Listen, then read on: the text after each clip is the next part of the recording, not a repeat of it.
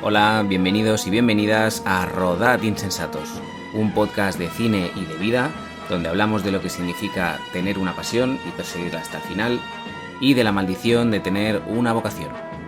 Un podcast lleno de verdad, lo contrario que en el cine, donde todo es mentira. Bienvenidos y bienvenidas a Rodad Insensatos.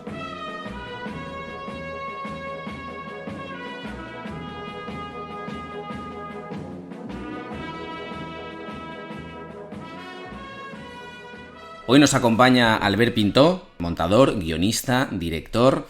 Actualmente acaba de terminar su película Nowhere, que está pendiente de estreno. También es conocido por el gran público, sobre todo por su dirección en episodios de La Casa de Papel. También acaba de terminar el spin-off, que se llama Berlín. Pero su primera película fue Matar a Dios, desde el año 2017, que se estrenó y ganó en Sitges, entre otras cosas. Eso es. Y Albert Pintó ha venido a compartir miserias con nosotros. Bienvenido, Albert. Gracias por invitarme. Un placer tenerte con nosotros. Como siempre iniciamos este episodio, un poquito de contexto. ¿Quién es Albert Pintó en el año 2016? Que entiendo es cuando hicisteis la película en el 2016, ¿o me equivoco? Sí, 2016 supongo. Es que las primeras pelis ya sabes que tardas tantos años que no sabes cuándo empezaste. Hay un lío de fechas, es verdad. Sí. Empiezas como hace 20 años, ¿verdad? Sí, correcto. No, pero sí, 2016 podría ser una fecha. Vale. ¿Quién es Albert Pintó en 2016? Bueno, gracias por invitarme, primero de todo, y felicidades por la iniciativa, que eso es muy guay. Albert Pintó, pues yo era cortometrajista, había estudiado en la SCAC, sabía que quería dirigir desde los 10 años aproximadamente, y estaba haciendo cortos, y no paraba de hacer cortos. Había hecho como 60 cortos, 50, 60 cortos. ¿60 cortos? Sí, tengo 60 o 70 cortos. ¿Y todos con recorrido o...? No, con recorrido podríamos decir que tengo 10 cortos. Allá a nivel profesional ya pasé, pero cuando empiezas y haces cortos cada fin de semana, pues y esos son los que montaba. Y aprendí mucho a dirigir montando. Sobre todo en mi casa, montando mis cortos y aprendiendo de qué funcionaba, qué no funcionaba, diciendo, hostia, esto deberías haberlo rodado así. Entonces ahí aprendí mucho en esos años de rodar y rodar. Entonces sí que llega un momento en que de tanto rodar cortos, empecé a hacer estos cortos ya a nivel más profesional a través de la SCAC, que ahí te subvencionaban un poco más. Hice mi corto final de carrera, que se llama Lucille, que fue a bastantes festivales, gané un par de premios, muy anecdótico. Después... Yo te conocí por el corto de Nada S.A. Nada S.A. llega más tarde. Llega más tarde. Yo me acuerdo de ese corto, yo lo recuerdo, a mí me gustó mucho porque yo soy muy fan de los cortos de un corto, una idea. Sí. Y eso para mí ejemplificaba eso. Sí, por eso te digo que ya llega un momento que vas haciendo cortos, entonces hicimos con Calle Casas Nada S.A. y yo ya sabía que quería saltar a hacer una película, fuera como fuera. No porque se te haya quedado corto un corto, sino porque sientes... O sea, yo descubrí muy pronto que si te quedas en los cortos, te quedas en los cortos. Que los productores nunca van a confiar en ti para hacer una película mientras eres un cortometrajista. O ese era mi feeling. Porque quieras o no, no es lo mismo sostener 5 minutos, 10 minutos, 15 que 90. Entonces... yo creo que con mis 6, 7, 8 cortos ya más profesionales como Lucille, Aún hay tiempo, Nada, ya habíamos demostrado que eran un poco sólidos, que la historia estaba bien contada, podía gustarte más o menos, pero ya sentías como vamos a enseñarles un poco a la industria que sabemos mantener una película. Sí, estás como listo para cambiar de fase. Sí, tienes que obligarte. De hecho, yo que he dado como 8 años clases a los alumnos de la SCAC, les digo muchas veces que hagan cortos, que aprendan el oficio y la narrativa, pero que cuando puedan hagan el salto. Si realmente quieren dirigir y dedicarse a dirigir, que hagan el salto y que se peguen la hostia con una peli más que con un corto, porque en el fondo un corto parece que es fácil y es rápido, pero al final también puedes estar 1 año o 2 haciendo un corto, para levantarlo, para montarlo, para postproducirlo. Al final dices, hostia, llevo un puto año para un corto y es un corto. Y tiene su recorrido y te lo pasas muy bien y vas a festivales, pero nadie te va a llamar para hacer una película. O vas a ir con tu guión de película y te van a decir, ¿qué has hecho? Y vas a decir un corto y van a decir, ya, bueno, vuelve más adelante. Me acabas de describir la historia de mi vida, tío. Yo creo que he descrito la historia de todos los cineastas sí. del mundo. Entonces yo creo que era inteligente hacer una película ya evidentemente hay que empezar con algo muy humilde y muy honesto y no intentar abarcar. Y eso a mí me ayudó porque yo con 18 años ya hice mi primera peli, que no está como catalogada porque no fue a ninguna parte, era una película que duraba 75 minutos que hice con colegas, que era una peli de acción, de aventuras, de tiros, la típica peli que haces cuando eres un chaval. Maravilloso. Esta te la enseño un día off Sí. the record porque vas a flipar, era una locura, era un Michael Bay, y estuve casi un año rodando cada fin de semana. Y yo ahí aprendí que me quedó guay, yo estaba orgulloso, mis colegas eran como, ¡ah, qué chula, tío, qué guay! Porque ahí empiezas a montar una cosa tras otra y generas escenas, y generas emociones y ahí aprendes muchas cosas. Y sobre todo yo aprendí a gestionar 75 minutos ya, ¿no? A decir, hostia, espérate, no puedes ir secuencia a secuencia, no es un... O sea, tienes que tener la visión la global, big picture, ¿no? exacto. Claro. Y ahí aprendí un poco de eso, ¿no? Pero sí que lo que más aprendí es que, claro, esa peli no fue a ninguna parte, no la moví.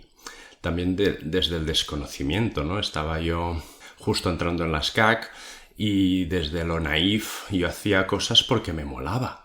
O sea, yo empecé a hacer cines porque me gustaba. O sea, sabía que quería dedicarme a eso, pero tampoco nadie me había dicho qué tenía que hacer para dedicarme a eso. Simplemente era yo ruedo y me mola, me lo paso bien con mis colegas y en vez de salir de fiesta y emborracharme, pues hago un corto. Eso es lo que hacía yo de chaval. Y lo que sí que aprendí es que cuando quisiera hacer una peli ya un poco más profesional tenía que ser algo más contenido y que pudiera lucir. Porque esta primera peli que había hecho se desmadraba.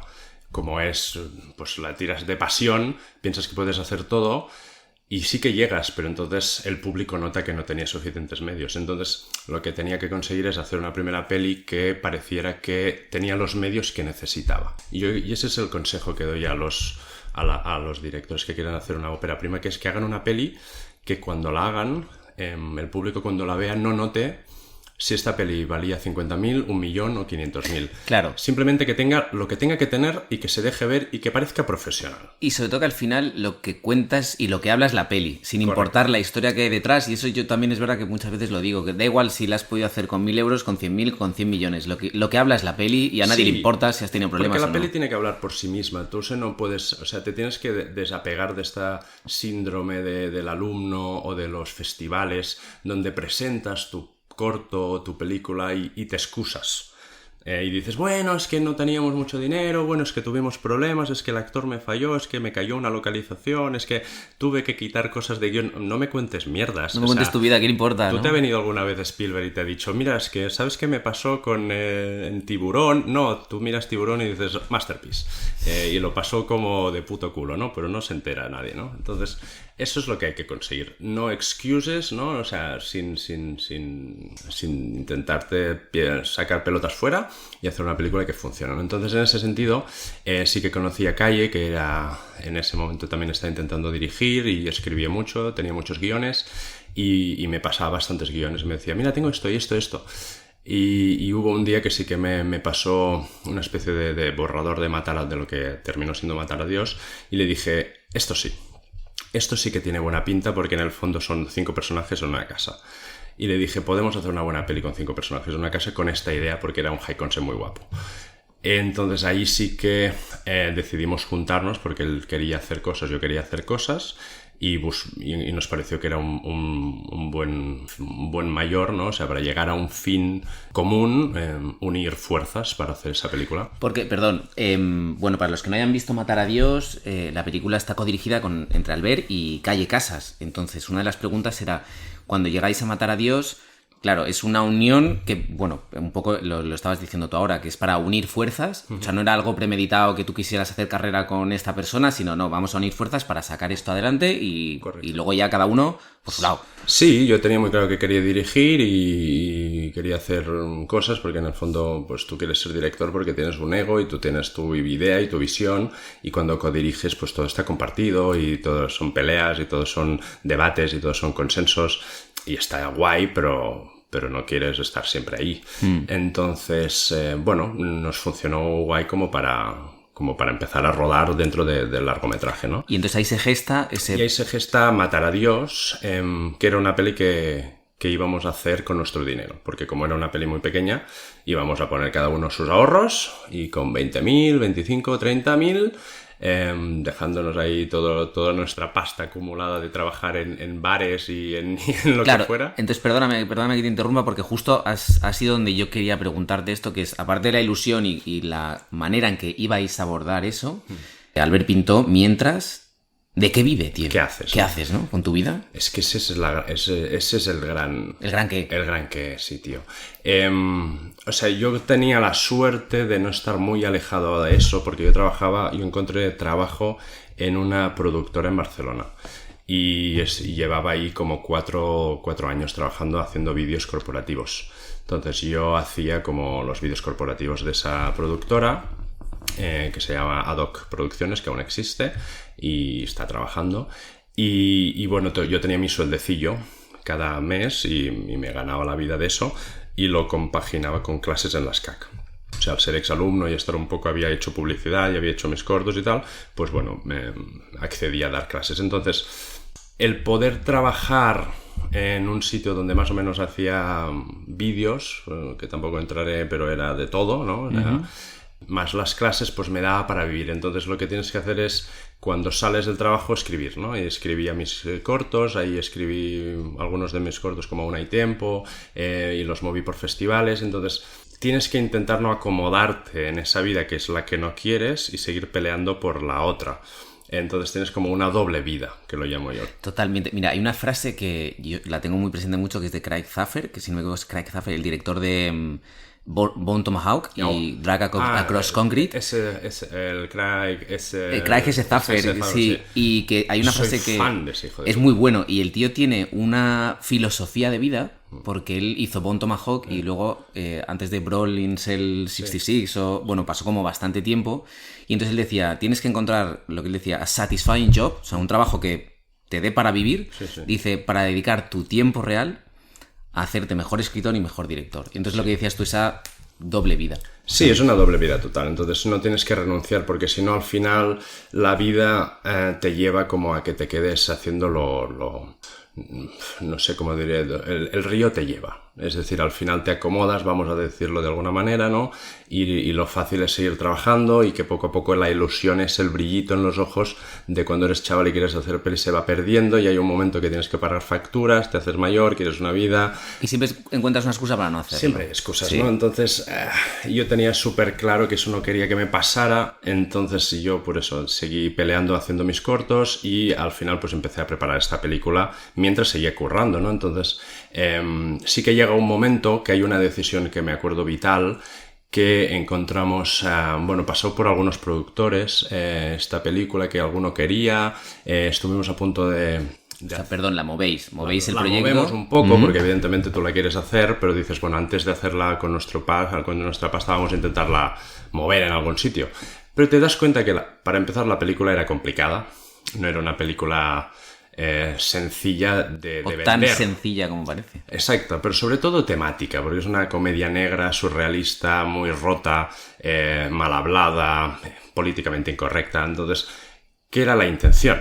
Porque después, si quieres, entraremos a cómo diseñar tu ópera prima, que creo que hay un estudio ahí, que de hecho está estudiada. Ah, sí, a eso no sabía. Hay un estudio. Lo que pasa es que, bueno, esto que dices tú, para mí, que cuando revisé la peli, para mí es uno de los puntos fuertes de la peli. Sí. Que Matar a Dios juega con algo que es, yo voy a hacer esta peli y me da igual los convencionalismos, vamos a hacer esto y vamos a apostar por esto porque podemos. Y ahí está yo creo que es la gran baza de esa peli, ¿sabes? Sí, porque cuando haces una ópera prima, insisto, aparte de hacer una peli que puedas hacerla bien y que puedas sacarle jugo y hacerla crecer, tienes que apuntar un tiro muy concreto. Es decir, tienes que hacer una peli, creo yo, aquí voy a hablar desde mi opinión, mi experiencia. Estamos hablando contigo por eso, hemos venido a hablar de tu libro. Sí, pero que no es una verdad universal, pero bueno, a mí es lo que me ha funcionado o me está funcionando.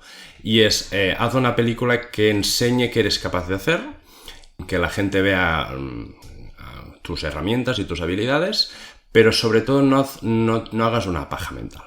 Es decir, mi consejo es, yo entiendo que todos queremos hacer Elephant, o queremos hacer A Ghost Story, o queremos hacer, no sé, películas quizás más íntimas o que expliquen cosas más profundas, pero yo tenía claro que este cine no da mucho para vivir. Entonces eso podemos entrar, porque conozco muchos amigos directores que tienen otras inquietudes y para vivir de ese cine es más difícil porque está como un poco fuera de la industria. Entonces, para seguir rodando y rodar hay que hacer cosas un poco dentro de la industria. Entonces, una vez entres dentro de la industria, ya te vas a ir moviendo y vas a ir moviéndote a las zonas cómodas que tú quieres. Pero tienes que ser un proceso largo. O sea, tú tienes que saber que el día que yo quiera hacer una peli, yo qué sé, si algún día quiero hacer una peli como más íntima, ya llegaré allí. Pero de entrada, de saque, me estoy poniendo demasiadas barreras. Porque no soy nadie, no he dirigido nada. Voy a hacer una peli que es difícil de vender, es una peli que cuesta que una distribuidora quiera ponerla en los cines porque ¿quién eres tú? O sea, dame blockbuster, dame Showtime. Entonces, bueno, una vez demuestres que sabes hacer eso y te coloques, pues poco a poco ya un día pues ya podrás hacer tu historia verdadera, ¿no? Pero empiezo haciendo, no sé, algo como que puedan vender, ¿no? Yo estoy de acuerdo con ese punto de vista pragmático, porque al final es verdad que la industria del cine español se fomenta o se ha fomentado mucho en esa creencia que lo que se lleva es el cine autoral. Y hay una parte que a mí me gusta, que es la gente, los directores y directoras que apuestan por hacer una continuidad, lo que dices tú, tío, por dirigir bien y por tener historias, o sea, que puedan llevar y que puedan consolidar eso, que al final es lo que nos va a llevar. Sí, y parece que esté siendo frío y súper calculador, pero es que en el fondo hay que ser listo, porque Totalmente, hay que ser inteligente. Sí, porque no hay que olvidar una cosa que me parece a mí que ha pasado con esta industria, que el cine es una cosa que no debería estudiarse. El cine es una cosa que nació de gente que quería contar historias y tenía una cámara. Seguramente era gente con más dinero, más bien colocada, y eran otros tiempos donde había 4 que hacían películas. Hoy en día todo Dios quiere dirigir, o todo el mundo quiere hacer algo, hoy en día con las cámaras, los móviles. Y todo el mundo es autor. Todo el mundo es autor y todo el mundo tiene un gran punto de vista y todo el mundo rueda que te cagas y todo el mundo tiene grandes ópticas y tiene una super Alexa en su casa. Entonces, claro, la competencia es bestial.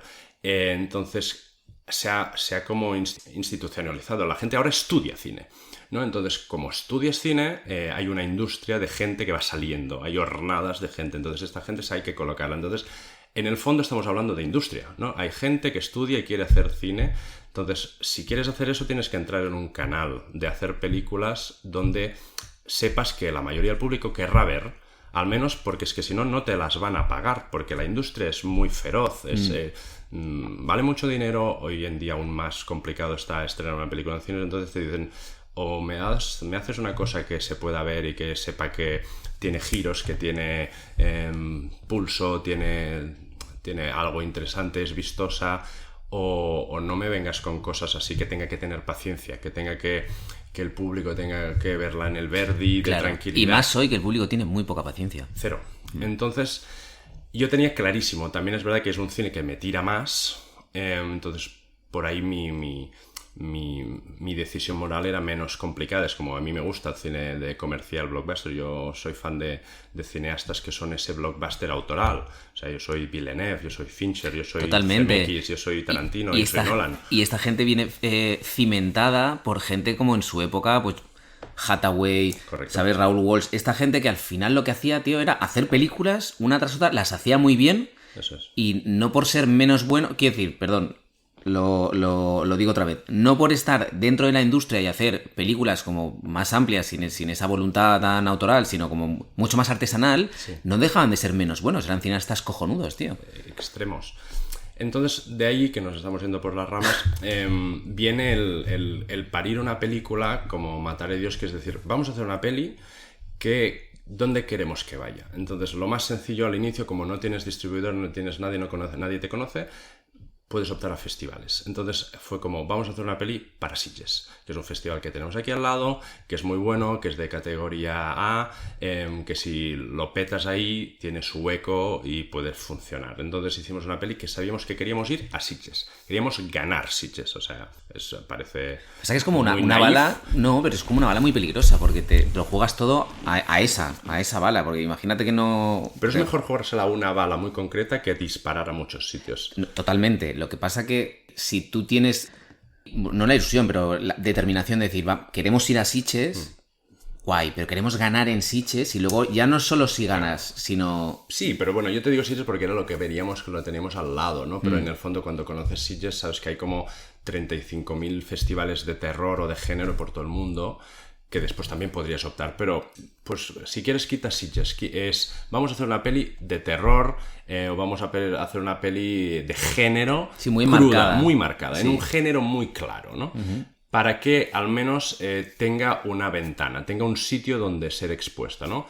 Que podríamos haber dicho, vamos a hacer otro tipo de película y que esté más en un marco de San Sebastián, o de Málaga, o de Cannes. O sea, es decir, tú estudias los festivales y cada festival tiene un patrón. Entonces tú tienes que saber el cine que tú quieres hacer, dónde encaja. Entonces, por el cine que nos gusta a nosotros, encaja más algo tipo Sitges, que es más género, más... bueno, dile sangriento, dile más movidito, dile más... bueno, menos autoral, ¿no? Sí. Entonces, de ahí nace Matar a Dios en un proyecto muy claro donde sabíamos que teníamos que tocar esa serie de géneros, esa sangre, esos personajes, podíamos hacerla rota, podíamos hacerla... y sobre todo podíamos hacer lo que nos saliera de los huevos porque era independiente total. Entonces, en ese sentido fue como, vamos a hacer una peli 100% nuestra, que no haya ningún tipo de censura. De limitación que venga de arriba. Que nos digan, porque hoy en día yo ahora estoy trabajando y te digo yo que hay 50.000 notas de todo Dios que te dice por aquí no, por aquí sí, entonces es otra movida. Pero ahí era como libertad absoluta, ¿no? Entonces, bueno, llega un momento que sí que aparece Norbert Yarás de Alena Producciones, que ya nos conocía y se tira a la piscina. El tío fue súper valiente. Y confió en nosotros y nos dio algo más de dinero del que íbamos a poner nosotros, que ya te digo yo que no era mucho, pero suficiente como para hacer una peli de 5 tíos en una casa. Y lo que siempre digo es, tú tírate a hacer esa peli y pide. Cuando estés haciendo una peli, intente pedir ir siempre como con la sexta puesta, porque entonces ya cuando ya estás en el barro, pues bueno, se saca un extra dinero de ahí, un extra dinero de ahí, porque ya estás enmerdado. Entonces, bueno, la peli de alguna manera haces que crezca, ¿sabes? Si no te cortas las alas del todo y vas tirando, pues llega un momento pues que consigues a Francesc Orella, ¿no? Y si un cameo, consigues pues 2 o 3 días de rodaje más. Tenéis una explosión de un coche. Exacto, pero todo eso fue un añadido. O sea, fue cuando ya teníamos la peli, nosotros sabíamos que queríamos empezar con ese prólogo. Pero no lo rodamos, no estaba dentro de la producción. Ok, ya eso fue después. Fue después, se tuvo... Los reshoots en toda regla, ¿eh? Yes. O sea, se quitó, es una peli que se rodó en 18 días. Entonces, en 18 días rodamos como lo que era la casa. Pero claro, hostia, nos quedó guay, estamos contentos. Yo traje a todo mi equipo que había conocido en las CAC, a toda mi gente. O sea, le pusimos mucho amor. Entonces la peli quedó bien y es verdad que Norbert dijo, hostia, creo que le sumaría mucho ese inicio. Y nosotros era como, of course, porque ese inicio creo que marca el tono. Exactamente. Y es importante en una primera peli... en todas, me parece importante, pero sobre todo en una primera peli, en los primeros 5 o 10 minutos, decir, hey, estos somos nosotros, aquí estamos, esta es la peli que vas a ver. No engañar a nadie, no, o sea, boom, en tu cara. Sí. Entonces, era muy distinto empezar en la casa con una conversación en una cocina de matrimonio o empezar con una secuencia de Emilio Gavira en una carretera con una explosión de un coche. Es como... la cosa cambia. La cosa cambia. Sí. Entonces, bueno, se hizo un esfuerzo económico un poquillo más y rodamos 2 días más para rodar ese prólogo y algunos establishings y algunos planos extras que nos habían faltado. Entonces la peli se queda con unos 20-21 días y con un presupuesto pues muy limitado que no llegaba al $500,000, o sea, mucho menos, pero que no, o sea, no es una peli que se pueda categorizar ni de profesional, era una peli súper amateur. Lo que pasa que, perdona, para ser súper amateur, a mí hay una cosa que me llama mucho la atención, creo que uno de los puntos fuertes que están muy trabajados en la peli es el diseño visual de la peli, o sea, tanto la foto de Miquel Proens, que es bastante llamativa, ¿sabes? Y a mí lo que sí que me impactó es el arte, tío. Sí. La dirección artística está como muy cuidada. Hay un punto que esa casa tan sobrecargada, tan llena de detalles, porque al final son detalles. Sí, Cristina Borovia, que era quien hizo el arte, que era la mujer de Calle, se implicó mucho, tenía mucho gusto y mucho talento en ese ámbito en concreto, pero porque todo sumaba en hacer ese cuento. Es que nosotros queríamos hacer una especie de fábula. Claro, pero entonces con tan poco dinero... ¿Cuánto tiempo tardasteis en construir, entre comillas, esa casa, en ambientarla, en conseguir todo lo que es darle el tratamiento de luz, porque al final una peli pequeña, es que muchas veces lo que suele suceder es que no tienes mucho tiempo ya, incluso de preparación o de rodaje. Entonces, sí, llegar a eso... Sí y no, ¿no? Es decir, donde no tienes tiempo, yo he descubierto es cuando ya te pones en profesional y un día de rodaje cuesta 150.000 euros, ¿eh? Pero cuando te estás haciendo una peli low cost que vale 2 duros, si te la tomas como... Porque es verdad que nos la tomamos como un corto de colegas, pero que era una peli. Entonces... Al revés, o sea, como la gente cobró el mínimo de los mínimos para poder sentir, pero que en el sentido de el tiempo era infinito. Es decir, nosotros sí que... Claro, pero a lo mejor el tiempo era infinito, pero sí que hay un punto que dices, bueno, empezamos a rodar, tal día, tienes unos actores que se han comprometido, tienes unas fechas, tienes un equipo comprometido, entonces, claro, a partir de ahí tienes... a partir de que el tiempo empieza a correr, claro. Corres, porque 18 días te digo yo que los huevos están muy apretados. Sí. Pero que la preproducción es tanta como tú quieras. O sea, nosotros desde que Norbert nos dice vamos a hacerla, nosotros marcamos un poco los tiempos y fue como necesitamos muchos meses para preparar esto bien, para que al menos después... Es decir, si tienes poco rodaje tienes que tener mucha pre. Eso es. Entonces sí que, pues bueno, en este sentido Chris pues se le ocurrió porque dedicó horas y semanas y meses de buscar cuadros, buscar cosas, pedir favores. Entonces recargar. Nosotros pues yo pude hablar de la película con todo el equipo, con Miquel, hablar de las ópticas de plano a plano. Entonces hicimos un story detallado de cada plano, cómo iba a ser. Entonces estaba todo como al dedillo, milimetrado. O sea, no fuimos a rodar un poco a ver qué pasa, ¿no? Porque tampoco no te la puedes jugar, y más cuando intentas hacer una peli así un poco formal, porque era, como ya te digo, intentamos hacer un cuento, una especie de fábula, la estética cuenta. Entonces, para que la estética funcione, tienes que tener todos los elementos muy estudiados.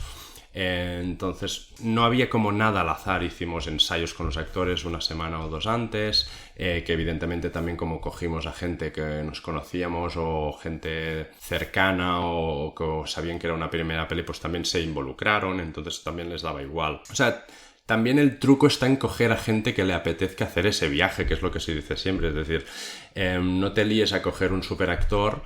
De hecho, hubo un momento en que teníamos a Manolo solo, sí, y a Luis Callejo. Hostia, vaya dos.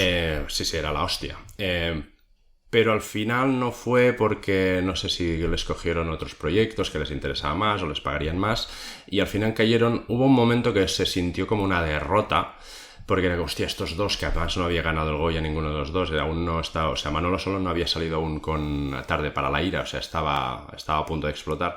Se sintió como una derrota, pero después es mentira, fue un acierto tener a alguien como Antuña o a Pareja, porque el proyecto es distinto. Si Totalmente. Tú tienes una estrella, se lo lleva todo ahí, ¿no? Necesitas una serie de atenciones y de tiempos y de dinero, y también te va a decir, oye, hasta esta hora, o también te va a decir, no, este día no ruedo, o te va a decir, esto es muy cutre, se te va a poner de culo quizás, o simplemente tú como director vas a estar más estresado y te va a generar más ansiedad. Entonces, hacer una primera peli donde estés cómodo, en un ambiente relajado, en un ambiente de familia, donde todos estamos juntos haciendo esa mierda y que sea lo que sea y hasta el final... Te permite estar más concentrado. Te permite estar concentrado, sí. Sí. Y saber que si hay algún contratiempo, todo el mundo va a remar.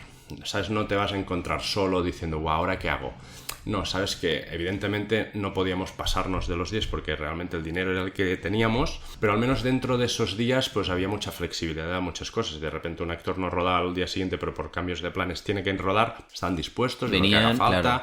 Claro. Si teníamos que hacer un poco una hora extra, pues se hace y no pasa nada porque todo el mundo está feliz. Y también es verdad que cuando empiezas... Esto que se llama que todo el mundo está haciendo la misma película. Todo el mundo es el director de esa película. ¿Me sigues? Todo el mundo es un cabeza de equipo. Y también es responsabilidad como director de hacerles partícipes de eso. O sea, hacerles entender que eso lo están haciendo y que son parte muy importante, o sea, no como cuando ya te vas jerarquizando y haces cosas grandes que cada uno de repente, pues un atrechista va a hacer su faena o un maquinista hace eso y oye, a la que es la hora está mirando el reloj y te dice, tío, me quiero ir a casa. Lo entiendes, son gente profesionalizada que empalma este rodaje con otro y tampoco le va la vida. Pero si tú consigues una familia que además, ya te digo yo, tuve suerte de que pude traer a mi gente de la SCAC, a gente que me conocía, gente que sabía que tenía muchas ganas de hacer una peli, la gente había leído el guión, si el guión también es atractivo, si ven tu propuesta que no es una propuesta lacia o vaga, sino que ven que hay un riesgo, hostia, estás jugándotela, ¿no? Estás haciendo estas ópticas, estás haciendo estos colores, estás haciendo este arte, como tú dices. Sí, es una apuesta. Es una apuesta. Entonces yo creo que en una primera peli hay que apostar muy fuerte. O sea, mi consejo es que no te quedes a medias tintas, que hagas algo realmente que se salga de la línea, que no sea algo que estás acostumbrado a ver y que incluso que no esté rodado como estás acostumbrado a ver. Siempre teniendo en cuenta al espectador, que tenga pulso, que tenga narrativa, que tenga giros, que tenga tempo, que no se haga pesada. Siempre pensar en el público dentro de que estás haciendo lo que te apetece. Pero eso hace que después la película se antoje, que es lo que más me gusta a mí, Matar a Dios, que se antoja como algo muy especial. O sea, yo me acuerdo que cuando la gente la miraba decían, hostia, qué guay, qué peli, aire fresco. Y es decir, puede ser buena, puede no serlo, te puede gustar más o menos, pero... Es una propuesta diferente. Pero es una propuesta diferente, o sea, cuesta ver una película así. Y yo creo que hay un tema que es lo que dices, que es inconsciente, y es que tú como director, cuando haces esa peli, lo has dicho tú antes, tú como cinéfilo, a ti te gusta el cine comercial, el cine pues más industrial. Entonces, ¿qué significa? Que a ti te gusta que te entretengan. Entonces tú inconscientemente, cuando haces una peli, aunque sea tu primera peli y hagas una apuesta, tú tienes incorporado mentalmente esa voluntad de entretener. Correcto. Y es lo que decías antes, no te va a salir una paja mental que alguien la vea y diga, pues muy bien, felicito Phil. Pero...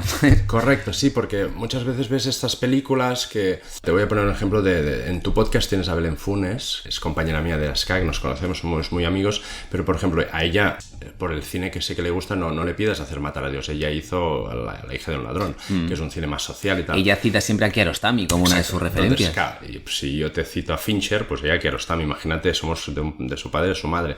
Entonces, sí que es verdad que... me parece incluso más complicado querer ganarte la vida con un cine más que quieras que se parezca a Kiarostami que a un cine que quieras que se parezca más a Michael Bay. Entonces, eso hay que saberlo. Es decir, lo que tenemos que tener claro es que si tú quieres trabajar en esta industria y trabajar y ganar dinero me refiero a pagar tus facturas. A vivir del cine. Exacto, o sea, a vivir del cine es mucho más fácil que te pongan en modo más comercial. Blockbuster o un cine más de público, más Netflix o más industrial. Más industrial. Sí. Entonces, si a ti no te va ese cine, si no quieres hacer el cine porque tienes otros gustos, otros principios, o te repugna, o no te gusta, o te parece banal, o te da... Me parece genial, tengo muchos amigos que hacen ese tipo de cine, pero entonces tienen que entender, que muchos lo entienden, es que entonces el cine es como algo más... esporádico, más intermitente, porque de repente tardan 5 años en levantar una película, entre una película y otra película. Coño, es que es normal, porque es que quieren hacer un cine que no es tan consumido, que la gente no lo consume tanto, por lo que no da tanto dinero, por lo que la gente invierta en ese cine cuesta más y los productores les va a costar más.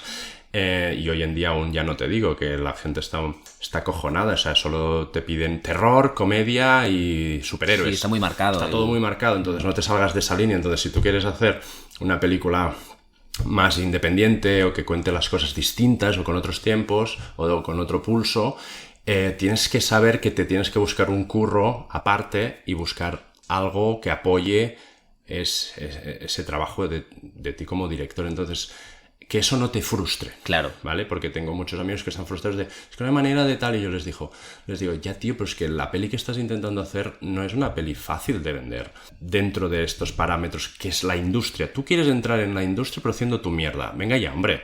O sea, seamos todos honestos, porque es que entonces te estás pegando contra una pared, entonces hay que ser inteligente, y entonces yo lo que aconsejo es, tío, baja un poco las pretensiones, o deja tu ego aparte, intenta hacer una peli donde pases por el aro, o intentes meterte un poco más ahí en otro género, para que te den la oportunidad, te haces esa peli, la haces dignamente, enseñas lo que eres capaz, y tranqui, ya harás tu Kiarostami. Claro, eso es un poco la filosofía que tenía, o que siempre ha manifestado Scorsese, ¿no? Que una para el estudio, una para mí, una para el estudio, para mí. A ver, es como muy fácil decirlo desde aquí porque es Scorsese, sí, claro. Y evidentemente, pero es un poco esa voluntad. Yo coincido mucho contigo, porque a mí, aparte, me parece que el cine es una labor de mogollón de gente implicada, mogollón de dinero implicado. Entonces, como tú decías antes, hay un punto que tú como director tienes tu ego, pero que no hay que olvidar que tú eres una pieza más de esa película Sí. o lo que sea. Y entonces esa película no solo te pertenece a ti, sino le pertenece al que, está poniendo. De hecho, le pertenece al que pone la pasta. Directamente, efectivamente. El productor o productora es el dueño legal de esa película. Entonces, bueno, está un poco malentendida esa figura del director de decir, yo es que soy el dueño y propio. Bueno, pues entonces págatela tú la peli, Claro. hazles tú y haces lo que quieres. Entonces, ¿yo por qué cuento esto? Porque creo que tengo la suerte de ahora poder mirar un poco atrás y ver que he intentado hacer eso y me ha salido bastante bien, porque yo cuando hago Matar a Dios te lo juro, es hacer una peli que sepa que funcione, que va a estar bien, que no va a parecer que es barata ni cutre y que vaya a un público en concreto. Es, en definitiva, una inversión. Es una inversión, exacto. Es una invertir. inversión. Entonces, que tuvimos la suerte que ganamos el público Sitges, de puta madre. Pero que si no da igual porque ya habías cruzado el umbral. Es decir, ya para un productor ya no solo Ya eres un eres director. cortometrajista, eres un director de pelis. Que has hecho una, tampoco puedes decir soy director de cine, pero ya has hecho una película. Sí, es verdad que has cruzado ese umbral. Que es lo más difícil de hacer. Entonces, por eso hay que cruzarlo cuanto antes mejor para empezar a pegarte las hostias y si tienes que hacer 2 o 3 para que alguien te vea, las hagas en pelis más que en cortos. Entonces, ¿qué pasa? Hice esa y gracias a la SCAC, a Sergi Casamillán, a INSSR, que son los directores de la SCAC que me conocían, había hecho cortos, ellos necesitaban que yo hubiera hecho una peli. De forma subconsciente, porque en el momento que ya he hecho la peli, aunque no la hayan visto, ya me recomiendan, como, este tío te puede hacer una peli. Este tío ha hecho una peli ya. Ha hecho una peli. Y entonces me llama Ramón Campos de Bambú, y Antena 3 me llama, y a Warner Bros. Me llaman Mercedes Gamero y Pablo Nogueros, que son los de Warner Bros. Y A3 Media, porque quieren hacer una peli de terror. Y entonces, ¿qué pasa? ¿Qué necesitan? ¿Qué se necesita en esta industria? En esta industria se necesitan a directores capaces de dirigir cosas y que funcionen. No queremos autores, no queremos a tíos que nos den problemas y no queremos a endiosados. Queremos a gente con técnica, con talento y con buen talante y buen trato. Artesanos. Artesanos, técnicos. Más que artesanos, porque artesanos a veces te van a malinterpretar de uy, me quieres hacer tu mierda. No, yo me refería a artesano como un trabajador. Un trabajador, sí, yo te digo, un que técnico. mi trabajo es ser casi. director. Eso es. Entonces, ¿qué pasa? A mí me ofrecen hacer Malasaña 32, una peli de terror. Yo después de hacer Malasaña 32, todo el mundo me ha llamado para hacer millones de pelis de terror, como diciendo, tú es que eres Balagueró, Paco Plaza, un tío que hace terror. Y es como, yo no soy un tío de terror. Yo hice una peli de terror porque se me ofreció y fui consciente de que tenía que coger esa oportunidad. Porque es lo que te digo, yo había hecho Matar a Dios para que me dejaran hacer películas. Y entonces me llega una posibilidad de hacer una película porque ya han visto que tengo mi carrera, soy un tío que ha dirigido mucho, ha estudiado cine, tengo herramientas y ya he hecho una película. No se la habían visto, pero yo había hecho una película. Entonces, de repente, hago Malasaña 32, que es una peli de terror que a mí no es que me interesara mucho. ¿Pero qué hago? Digo, voy a hacer la mejor peli de terror que sé capaz de hacer para seguir demostrando que soy un director, que soy entiéndeme, un Spielberg, que tocas palos y los haces bien. O sea, que soy un artesano, como dirías tú, que es un tío que me puedes dar un proyecto y te lo resuelvo, te lo saco adelante, que es lo que quiere la gente en esta Y industria. creo que es la baza de Malasaña 32, que esto, lo digo aquí, pero que es que tú te lo dije yo cuando hablamos por primera vez, antes de conocernos, que yo te dije a mí Malasaña 32 lo que me moló es que es una peli que es mucho mejor la dirección que lo que es el proyecto en sí. Creo que la baza de esa peli es cómo está dirigida. ¿Por qué cuento esto? No para hacerte la pelota, sino para reforzar la idea que tú decías de tío, yo soy capaz de dirigir, necesitan un director y voy a hacer la mejor película posible que soy capaz de hacer con este proyecto. A lo mejor no me interesa demasiado, pero voy a poner todo lo que tengo, todo mi oficio, toda mi ilusión y lo voy a hacer. Y en este caso, desde mi punto de vista, salió eso, que es mucho mejor la dirección que la peli en sí, lo cual es un logro.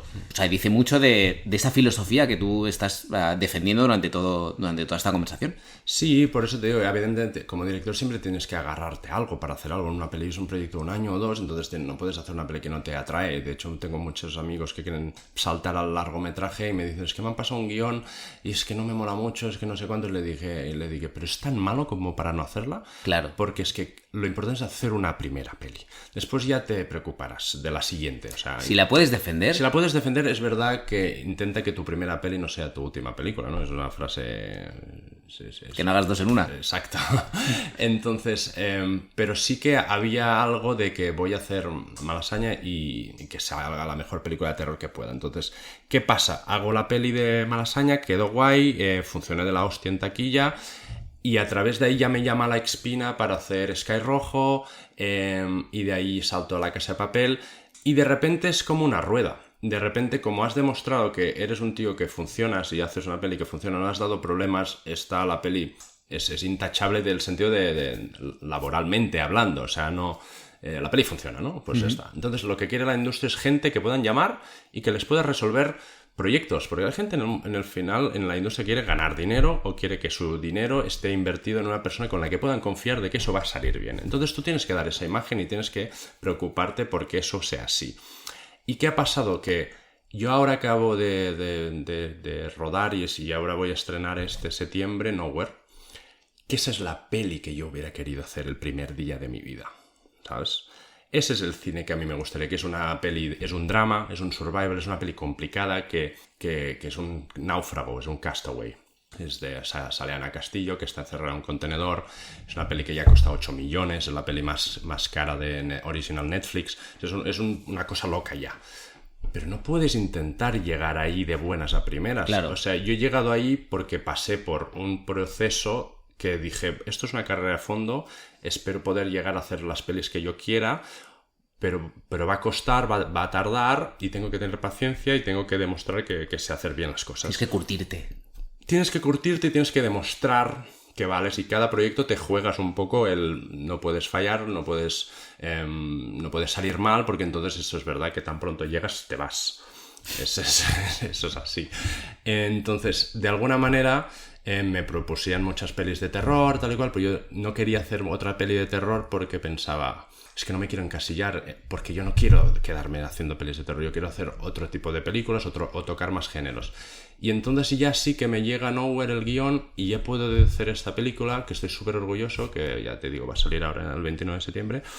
Y es una peli que pienso, es imposible que yo intentara hacer esta peli de inicio. Pero tampoco podía haber, o sea, habría sido muy poco inteligente quedarme atascado intentando levantar esa película. Que eso es lo que a veces pasa a muchos directores que quieren empezar. Quieren empezar con la peli que quieren hacer ellos, su sueño. Dices, no, tío, es que no vas a acceder, porque seguramente tu sueño tienes mucho amor, que ahí quieres hacerlo de una manera muy concreta, es tu proyecto de vida, seguramente no es fácil, seguramente no es un género sencillo, seguramente es un multigénero, seguramente... Y a lo mejor no estás preparado. O quizás no estás ni preparado, claro, porque te va grande, no lo sabes aún, porque vienes a hacer cortos, cabrón, o sea, no has hecho aún películas. Entonces, el consejo es ir de pequeño a grande, esperando a que ya llegará ese momento.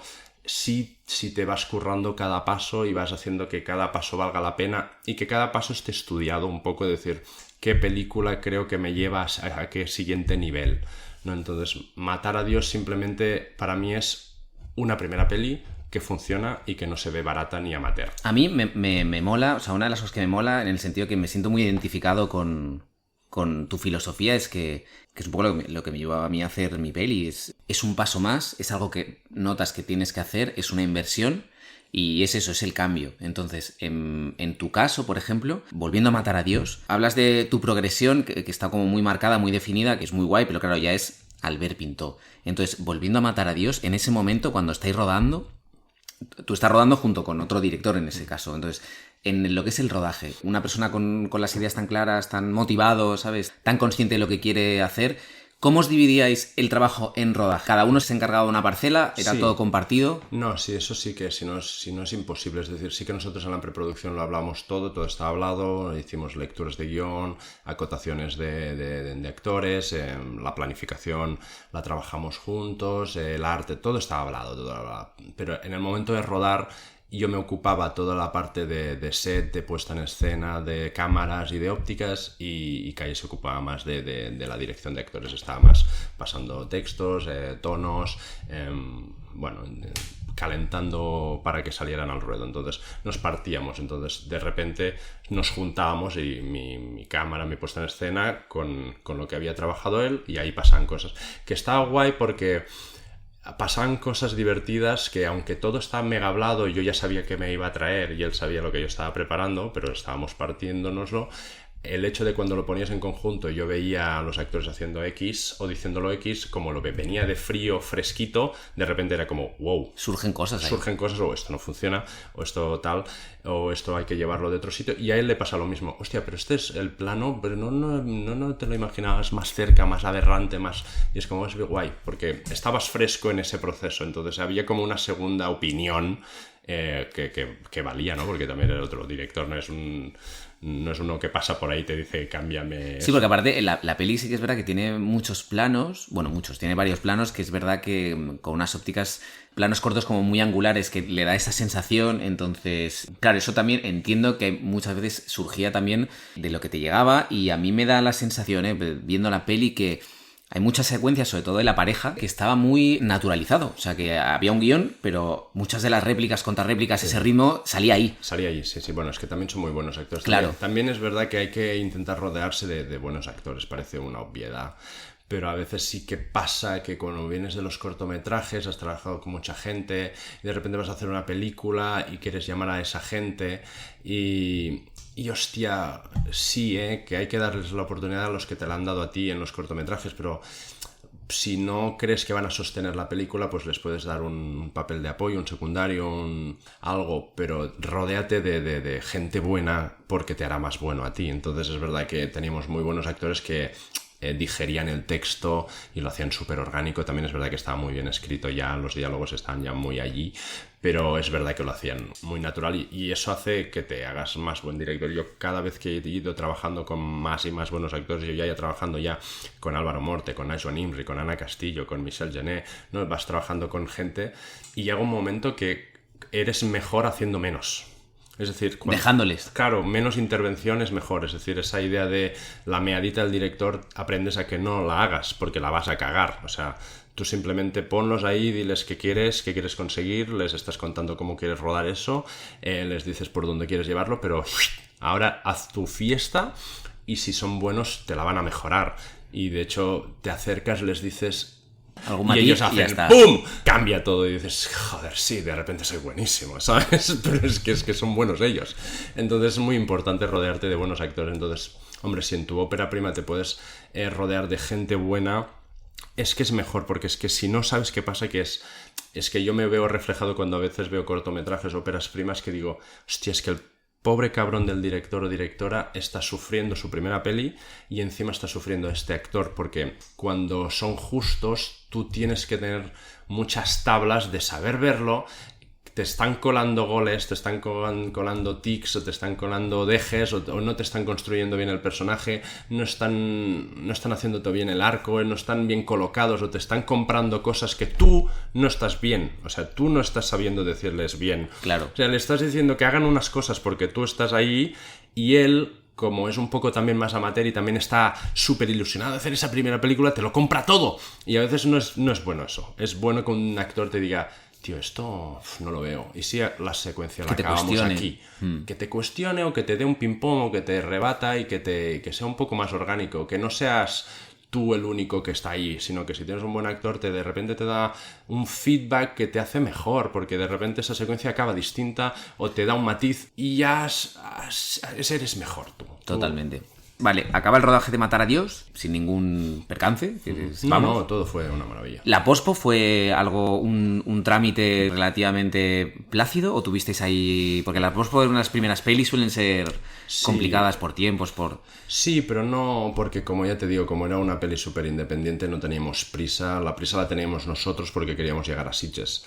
Porque eso también es muy bueno, tener un deadline que te pongas tú. Siempre. Porque si no puede ser... eterno, infinito, no acabas. No acabas nunca, claro. Entonces sí que, bueno, ya te digo, puse a Jordi López, que era un montador de la escuela conmigo, pusimos a gente que había hecho conmigo mezclas y sonido de siempre y que evidentemente se dejaron el alma para hacerla, pero no había prisa, pero tampoco había pausa. Dejadez, exacto, porque era como nosotros sabemos que en octubre queremos, sabemos que en septiembre querríamos entregarla, estamos en junio, pues tenemos 3 meses, venga, vamos a darle, ¿no? Entonces, también es verdad que una peli como esta, creo yo, tengo la sensación que si la tienes muy preparada, como la tendrías que preparar, con el story planificada, has rodado 18 días, que tampoco ruedas mucho material, ruedas lo que puedes, vas a una cámara, no tienes dinero para 2, tampoco tienes tanto material, en el fondo realmente el primer montaje fue como muy rápido, es como ¡pum!, vomitada, aquí está la película. Tampoco tardas mucho en eso, sí que después le das vueltas e intentas... Pero como no había ningún productor como Norbert que nos dijera, por aquí no, sino hicimos lo que quisimos, rápidamente dices, pues esto ya está. Lo cual es una suerte. No hubo 70 versiones de montaje. Ni de coña, quizás hubieron 3. Entonces sí que eso puede ser malo porque hay cosas que yo la veo y a nivel de industria y tal pienso, esto debería haber ido menos. Es una peli atípica, es decir, ahí el giro es el minuto 30 cuando sale Emilio por el baño, es algo 35, o mitad de la peli, ahora ya no me acuerdo. No, es por el 30. Por el 30, sí. ¿no? Entonces dices, no, o sea, cualquier productor te habría dicho minuto 15, minuto 10, el detonante.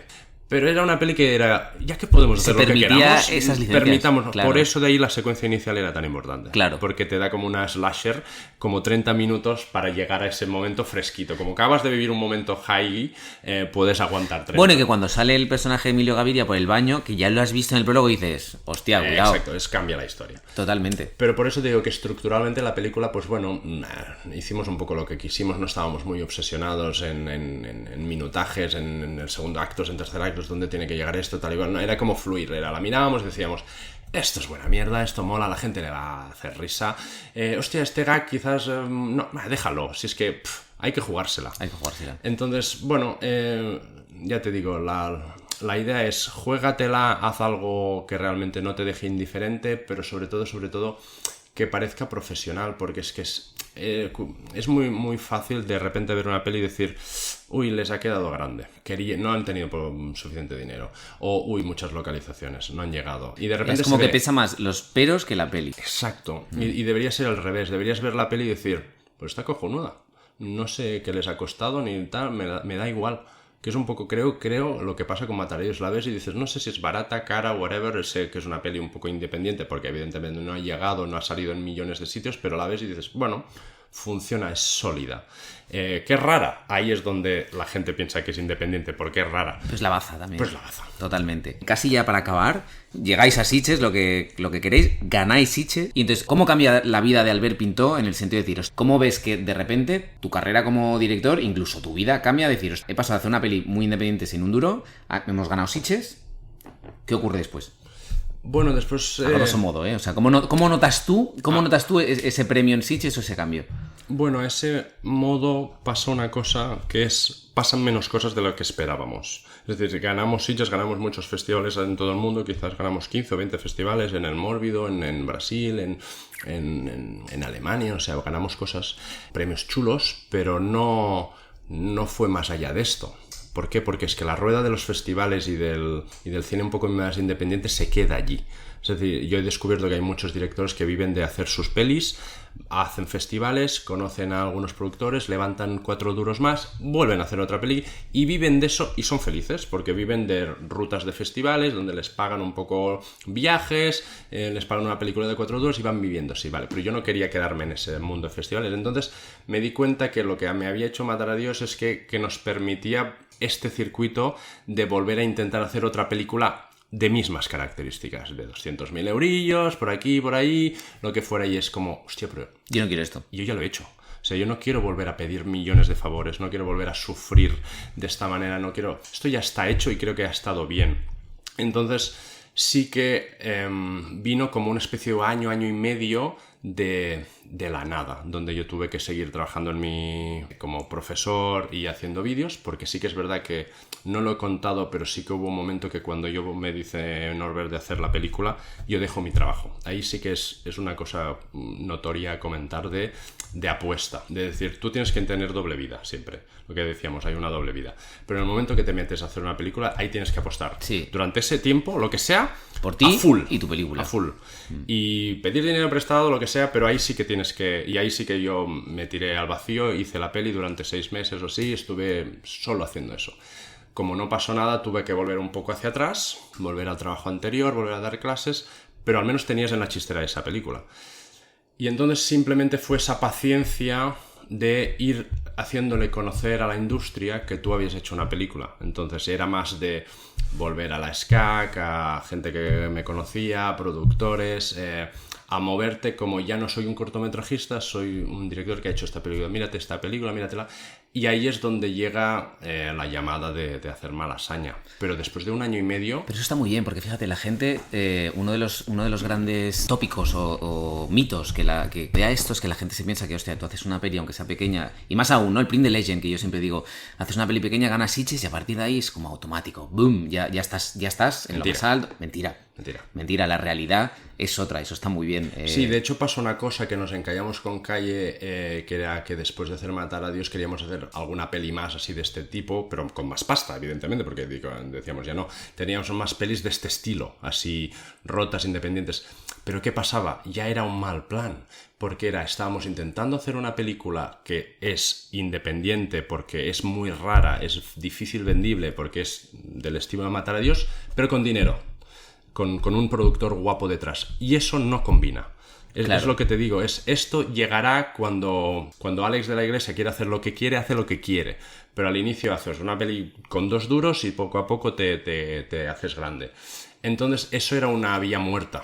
Entonces lo que teníamos que hacer era buscarnos un poco la vida y simplemente no querer hacer lo mismo que habíamos hecho con más dinero, sino simplemente usar eso como yo ahora he hecho una película. Hola mundo, y yo ya soy director porque he hecho una película. Entonces que te conozcan y que llegue esa oportunidad, o incluso te diría, a mí no me pasó, no fue el caso, pero sí que escribir un guión de película más comercial, lo que sea, moverlo, pero que entonces ya te van a mirar con unos ojos que ya no eres un cortometrajista. Claro. Y por suerte, ya te digo, yo como estaba bien relacionado, había hecho muchos cortos, me conocían bastante la industria, pues me llega esta oportunidad que también podría haber dicho paso porque no quiero hacer una de terror. Pero es que creo que era la llamada que estabas esperando, decir, bueno, es que esto no se puede decir que no, ahora hay que hacerla y después ya veremos. Como he dicho antes, a mí Malasaña me pareció una peli muy digna, tío, dentro del género, muy bien dirigida y con fórmulas súper chulas, tío, la verdad. Pero bueno, por el tema que nos ocupa, pues hasta aquí un poco nuestra conversación de hoy. Yo, como siempre digo, para acabar, yo recomiendo la película Matar a Dios, que está disponible en Prime Video. Uh-huh. Es una película que, pues como bien ha definido Albert, que para algo suya, es muy fresca, es una comedia surrealista, tiene como muchos ingredientes como para que al menos despierte la curiosidad. Yo es una peli que recomiendo porque es verdad que es algo diferente, es algo distinto, y para que le apetezca pasar 91 minutos que dura, que hoy en día es algo que se agradece. Se agradece, ¿eh? Totalmente. Duran 2 horas y media. 2 horas y media mínimo, y esta peli es como un buen chute de aire fresco que justo ahora en verano no nos va a venir mal.